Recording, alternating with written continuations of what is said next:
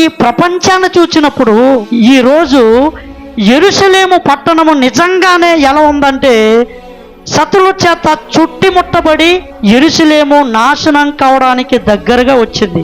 మీరు చూస్తే యెరూషలేము చుట్టూ పాలస్తీనా, హమాసు, ఆ పక్కన ఇరాన్, దేవుని బిడ్డలారా, ఇంకా రకరకాల తీవ్రవాదులతో కూడినటువంటి దేశాలన్నీ కూడా ఇప్పుడు యెరూషలేము చుట్టూ మూగిపోయాయి. యెరూషలేము మీద యుద్ధం జరుగుతుంది. ఇప్పుడు దేవుడు ఏం చెప్తున్నాడు? ఇదిగో ప్రపంచానికి వినాశనము సంభవించబోతుంది.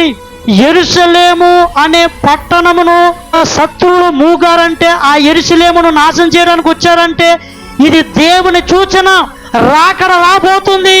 కాబట్టి ప్రజలారా, మీరందరూ కూడా సంభవించబోతున్నటువంటి ఆ వినాశనములో సాతానుడు వచ్చి ఈ ప్రపంచమంతటినీ కూడా అనేక రకాల శ్రమలతో, అనేక రకాల వేదనలతో ముంచేస్తాడు. కాబట్టి వాడి చేతుల్లో నువ్వు పడకుండా ఉండాలంటే నువ్వు దేవుని వైపు తిరిగి, ఆయన మధ్యాకాశంలోకి రాబోతున్నాడు కాబట్టి, రాకడ రాబోతుంది కాబట్టి ఆయన కోసం నువ్వు చూడు అంటున్నాడు. హల్లెలూయా. నువ్వు కొండ వైపు ప్రయాణం చేయాలి. ఆ కొండ ఏంటంటే దేవుడు కూడా ఆ పరలోకం వైపు మనం ప్రయాణం చేయాలి.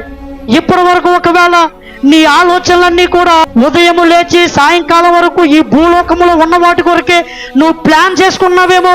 దేవుని బిడ్డలారా, నువ్వు మేలుకోకపోతే నిన్ను ఉగ్రత ముంచి వేస్తుంది. కొంచెం ఆలస్యం జరిగిందా ఆ శత్రుల చేతుల్లో నువ్వు నాశనం అయిపోతావు. కాబట్టి పారిపో అని చెప్పాడు వారికి. ఆ యెరూషలేము చుట్టూ ఇంత ఘోరమైన పరిస్థితులు సంభవించాయంటే ఈ లోకానికి అంతం రాబోతుంది. కాబట్టి ఇంకా నువ్వు లోకములో, పాపములో అక్కడే జాగు చేయకు.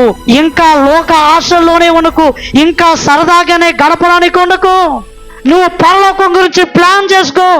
పరలోకం వైపు నీ మనసు త్రిప్పుకో. దేవుని బిడ్డలారా, ఇక్కడ ఉన్నవారిలో ఎంతమంది పరలోకం కోసం సిద్ధపడుతున్నారు? నువ్వు ఎన్ని రోజులు బతికినా, నువ్వు చనిపోయిన రోజు 6 గంటల్లో నీ శవాన్ని బయటేసేస్తారు. ఎవరివైనా సరే, నీ పిల్లలు నిన్ను మర్చిపోతారు, సమాజం నిన్ను మర్చిపోతారు, ఎవరు నీ గుర్తుపెట్టుకోరు. కానీ మరణం వచ్చే లోపు గనుక ఈ లోకం అంతం కాబోతుంది. కాబట్టి నిన్ను నీవు ఆత్మీయంగా ఆ లోకానికి వెళ్ళడానికి సిద్ధపరచుకోకపోతే భయంకరమైనటువంటి ఆ నరకంలో చిక్కుకుపోతావు. అసలైన శత్రువు అక్కడ ఉన్నాడు.